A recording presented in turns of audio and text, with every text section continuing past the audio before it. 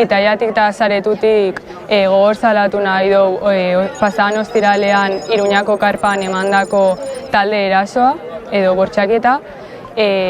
Aipatu nahi dugu batez ere Saretutik kanpaina bat abiarazi zela karparen jai eredua salatzeko. Honen aurrean NUPek beste alde batera begiratzea erabaki zuen, are gehiago pasadan urtean infopuntu bat jartzeko eskaera zabaldu genion NUPeri eta hau bukatua izan zen. Azken finean aurretik egindako lanketa bat zekarrela honek denak.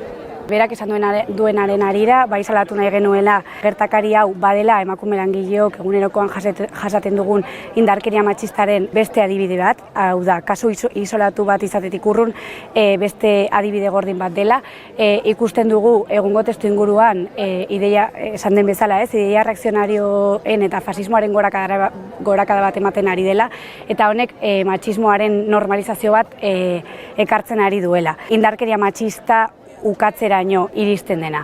Orduan bai esan nahi genuke horrekin ere ideologia ultraeskuindarrak alde batetik indarkeria matxista ukatzen duela eta emakumeen eskubideen aurkako proposamenak edo behintzat posizioak mahaigaineratzen dituela eta beste aldetik indarkeria matxista bera erabiltzen duela esan bezala mezu arrazista eta klasistak zabaltzeko eta sustatzeko.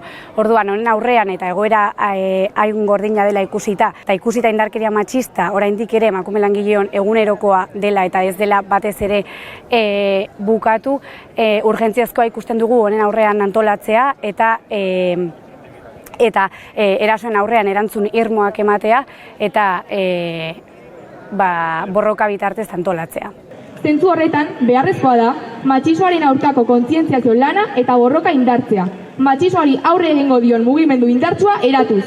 Indarkeria matxistaren aurka borrokatuz.